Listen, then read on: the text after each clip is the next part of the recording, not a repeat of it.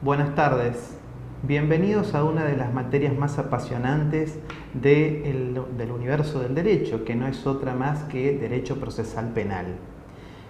Como ya habrán podido observar en los videos que están acá arriba, antes de este video, en todo momento se hace referencia a que nuestro espacio curricular, con bastante atino los profesores, tanto Jorge Alcántara como el doctor Fernández, hacen referencia a que el derecho procesal penal, en ningún momento el derecho penal en sí, o sea, este circuito cerrado de conductas delictivas, en ningún momento pone un dedo sobre la integridad física de la persona que es acusada, sino que lo hace a través del derecho de aplicación de la norma sustantiva. ¿Cuál es el derecho de aplicación de la norma sustantiva? El derecho procesal penal, nuestro código ritual. Antes de inmiscuirnos en un todo en la bolilla que hoy estamos por analizar, que es la bolilla número 2, que es sistemas procesales, tenemos que partir de una base de qué es esto que nosotros llamamos proceso penal. Para tener una idea primigenia, el derecho procesal penal es un conjunto de actos que están vinculados entre sí de forma cronológica y están disciplinados en abstracto por el código ritual, que son desarrollados a su vez por órganos predispuestos del Estado, Ministerio Público Fiscal, por ejemplo, y que tienen un determinado objetivo, una determinada finalidad. Ahora, ¿por qué nosotros decimos que son actos procesales que están vinculados en orden cronológico? Precisamente, no se puede imputar a una persona o no se puede acusar a una persona sin antes no hay una orden de detención como una de las medidas más enérgicas o por lo menos una citación, en el caso de que estemos hablando de delitos que no sean tan graves. Ni puede haber dictado de prisión preventiva sin una imputación anterior a ese acto procesal. Como se podrá apreciar, existe, antes de todo esto, antes de que podamos hablar del proceso penal y todo lo demás, existían sistemas procesales que a lo largo de la historia se han ido nutriendo de diferentes factores. Antes de llegar a este producto, que se llama proceso penal, hemos atravesado por diferentes sistemas. El primer sistema de ellos es el sistema acusatorio. El sistema acusatorio tiene su génesis en la Grecia antigua, en la República Romana, y que tiene características muy profundas que se pueden hasta el día de hoy apreciar, observar en el sistema anglosajón, en el sistema inglés, en el sistema norteamericano. ¿Cuáles son estos rasgos característicos de este sistema? La jurisdicción, que para que ustedes tengan una primigenia idea de qué es la jurisdicción, es la autoridad para aplicar la ley sobre un determinado hecho, asunto. La jurisdicción está en este caso en manos de una asamblea popular. La acción penal, como otro rasgo distintivo de este sistema, es un instituto de naturaleza autónoma que faculta a una persona para que pueda iniciarse este proceso penal, para que pueda noticiar la existencia de un hecho punible, de un hecho delictivo. ¿Y quién tiene esa facultad en el sistema acusatorio? Cualquier individuo que haya apreciado que se haya lacerado un derecho de naturaleza colectiva, así como también le es competente esta misma facultad al damnificado en un delito de naturaleza privada. ¿Qué es lo que podemos llegar en conclusión con esto? Que en el sistema acusatorio el juez es un árbitro. En esta relación triangular que existe entre acusador, acusado y juez, el juez no actúa de oficio, sino que actúa siempre a través de una incitación externa, que lo hace el principal acusador. Él es el que inicia el proceso. Las pruebas que se producen en este proceso, que es continuo, público, en donde el acusado por lo general se encuentra en libertad y excepcionalmente se aplica la medida cautelar de la prisión preventiva, las pruebas son producidas por las partes. Eso es algo también indispensable y es apreciado, estas pruebas que van produciendo tanto el acusador como el acusado, desde la libre convicción.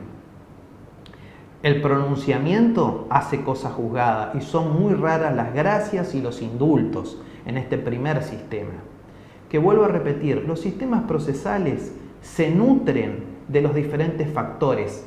Como se ha parcelado en la historia, se ha parcelado el mundo en diferentes estados, cada uno de estos estados ha adoptado un sistema y este se ha nutrido de factores sociales, culturales, económicos, geográficos, etc. Se han ido amoldando el sistema procesal a esa situación, a esa cultura y a esos condimentos, por decirle. Antagónicamente al sistema acusatorio, aparece en la Baja Edad Media, hacia 1487, el sistema penal inquisitivo. El sistema penal inquisitivo, la jurisdicción estaba en manos de un magistrado que respondía o estaba sometido al capricho del soberano. O sea, no estaba imperando la ley, estaba imperando el capricho del soberano. La acción penal era ejercida por lo que se llama un procurador real, que también respondía a los caprichos del soberano. La situación del acusado, ¿cómo era la situación del acusado? El acusado estaba incomunicado, estaba detenido, la regla era la prisión preventiva, pero no solamente eso, sino que existía en materia de pruebas, el que producía las pruebas, el que sospechaba o negaba la inocencia del acusado era el mismo magistrado. O sea que estaba esta línea entre el que investiga y el que acusa, el que juzga, todo estaba alterado en este sistema. La máxima expresión de esto tuvo su origen en una obra que se llamaba El martillo de las brujas, Malleus Maleficarum, que fue la obra de dos monjes dominicos que ejercían el santo oficio. Por ejemplo, mandaban a la hoguera a los necromantes, que era Heinrich Kramer y Jacob Springer. Ellos directamente establecieron un código procesal con un sistema de pruebas tasadas, o sea, a cada prueba se le asignaba un determinado valor. La reina de todas las pruebas en este sistema, ¿cuál era? La confesión. ¿Y cómo se llegaba a la confesión? Y sí, utilizando refinadas torturas sobre la integridad física del acusado. El pronunciamiento hacía cosa juzgada y no era susceptible de revisión, por supuesto. Pasando a esta etapa muy oscura para el sistema procesal penal y para las libertades en sí de los individuos, contra quien se dirigía el sistema represivo estatal, llegamos a una posición ecléptica entre estos dos sistemas, entre el sistema inquisitivo y el sistema acusatorio. Nace con el Código de Napoleón en el año 1808 lo que se llama el sistema penal mixto. En el sistema penal mixto encontramos en la parte de jurisdicción una dicotomía. En una primera etapa es ejercida por un juez técnico, no es un proceso público, es limitadamente público, es escrito, el principio de contradicción también está limitado, y una segunda etapa que es de juicio oral, que sí es llevada adelante por una asamblea técnica o popular. La acción penal está en manos del Ministerio Público Fiscal, que es el que se va a encargar de instar esta investigación. La situación del imputado, sí, está en libertad, también existe la prisión preventiva como medida cautelar, pero el rasgo más distintivo es las pruebas. Las partes, el acusador y el acusado, ofrecen pruebas, pero es el juez el que determina si las produce o no las produce, en atención a si las mismas son útiles para llegar a la verdad de los hechos que ha ocurrido en esa hipótesis delictiva. Con respecto a la apreciación de las pruebas, y la apreciación de las pruebas se hace desde el punto de vista de la libre convicción o de la íntima convicción. Al pronunciamiento que se llega se permite una revisión a través de los recursos, diferentes recursos de casación, inconstitucionalidad, revisión. Esos son los rasgos distintivos de estos tres sistemas que se han ido desarrollando en la historia. Ahora, en el análisis que vi de la bolilla anterior, muchos alumnos el año pasado, en el año 2019, hacían referencia a que con qué código nos manejábamos en la provincia del Chaco. Bueno, me debo remitir a otra rama del derecho, a otra materia, que es el derecho constitucional para explicar este tema. Se habrán dado cuenta que en nuestra Carta Magna está vertido que la República Argentina ha adoptado como forma de gobierno la forma republicana, representativa y federal. Si yo hago referencia a un Estado federal, estamos haciendo referencia a que existen en forma yuxtapuesta dos Estados, el Estado miembro y el Estado central. El Estado miembro es la provincia del Chaco y el Estado nacional.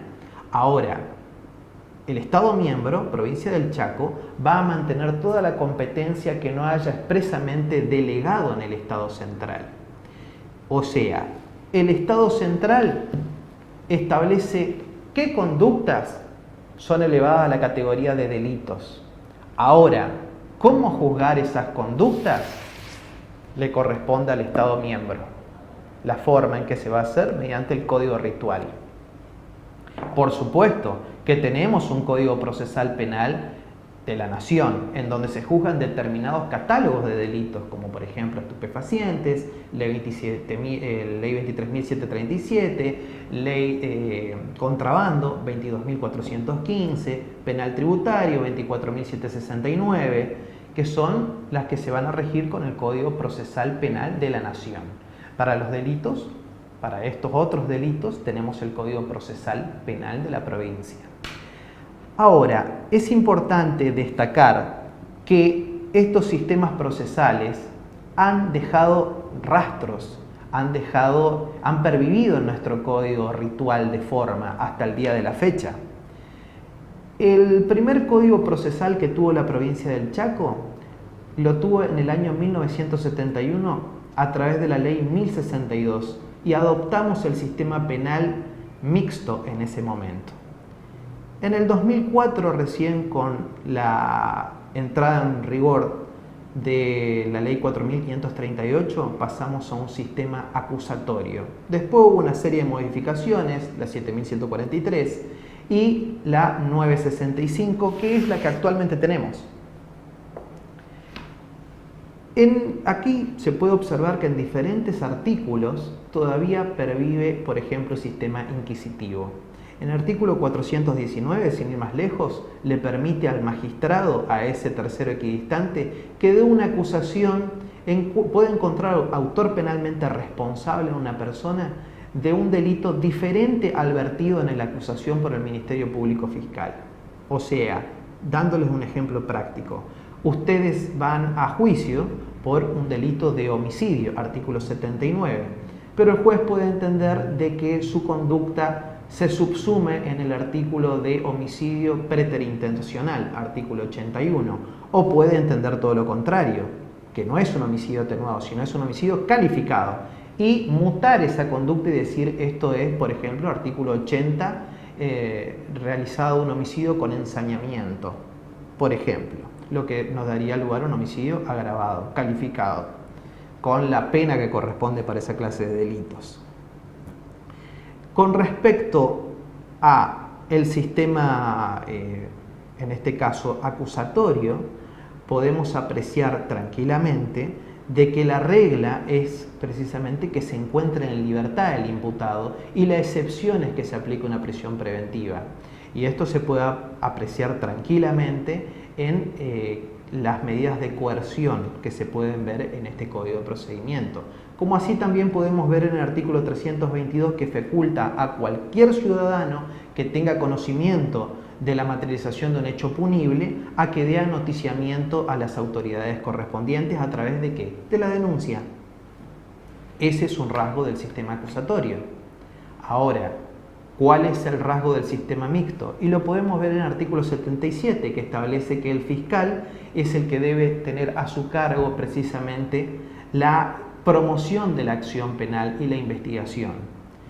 Bueno, con esta explicación damos por concluida esta bolilla, que es la bolilla número 2, sistemas procesales de nuestro espacio curricular. Por supuesto que vamos a seguir estando en contacto. Cualquier tipo de inquietud que ustedes tengan, enigmas que se les plantee, nos estamos poniendo en contacto a través del foro existente en nuestra página web. Muchísimas gracias y un fuerte abrazo a todos.